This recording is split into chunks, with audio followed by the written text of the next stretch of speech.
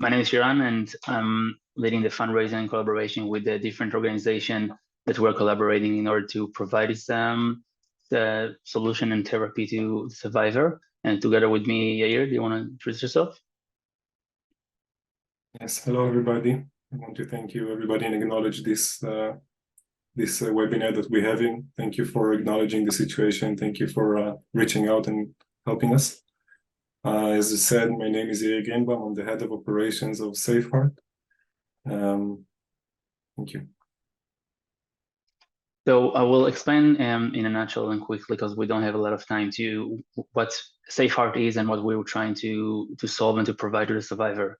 As Sasha mentioned, after the atrocity of October 7, one of the largest atrocities were in the Nova Music Festival, where messages of young people who just came to celebrate life, unfortunately, were murdered. I don't need to tell you that stories. I think all of us already know about those stories. But basically, our team are coming from two different angles. On the one angle, our team are a group of therapists who is doing a lot of therapies around trauma and around preventing PTSD. But also, on the other hand, a lot of people in our team are coming also from that community of the trans community and trying to provide help during those festivals to people in need, in any emotional stress and disorder.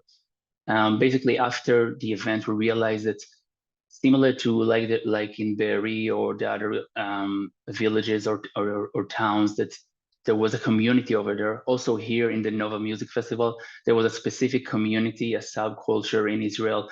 This is the trans community, and they need to have a really specific care. And also on top of it, the state of the trauma that they have encountered is a bit different than the other trauma, unfortunately, because we know that usually trans itself and trans festival itself, it's a specific non-ordinary state of consciousness. People are dancing for a lot of days. They're becoming a community, and they're becoming most of the time in a different state of mind than just a regular being in my own home, safe and present.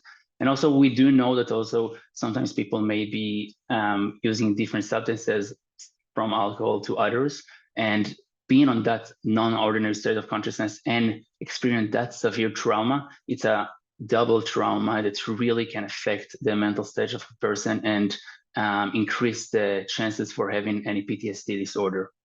So Yair, would you mind to continue from here what we've actually done in order to solve it? Thank you very much, Shiran. Yes, you can do that in 2 minutes, please. All right, as Shiran said, we are a group that founded this nonprofit organization. We started working on Saturday midday when we understood that there's a massive killing being done inside the festival, and we understood immediately that we are talking about a different community that needs specific trauma care. We understood, because we are all part of the Israeli mental health organizations, that the situation even before the war started was lacking in the ability to give special attention and specific trauma care to the numbers that we are talking about. We are talking about around 3,500 people from around the different nature festivals around the massacre. So we started on Saturday to collect therapists from trauma the field and with specific abilities and qualifications, most of them with the aspect of understanding therapy in the field of psychedelic use. And we have started giving interventions, acute interventions for the prevention of PTSD on Sunday morning. Since then, we have treated around 1,600 different cases. Most of them have received already acute intervention, maybe the second intervention, and some of them the third intervention, sorry. We have around 450 therapists volunteering for us, and now moving from the emergency state to the sustainable state. We have 20 specialists from around Israel and with a renowned name around the world of trauma that consult us, 20 specific psychiatrists from the field of trauma. And we have built one of the biggest mental health organizations that can deliver the much needed assistance right now. And I want to say, after talking to a lot of the people from the party, they don't like to be called survivors because they have the feeling that they were not saved by anyone. So this is a specific specific subject that they have been asking our therapists not to call them survivors because they are taking care of themselves and they're being taken care of by citizens. Yes. Thank you, everybody, for listening.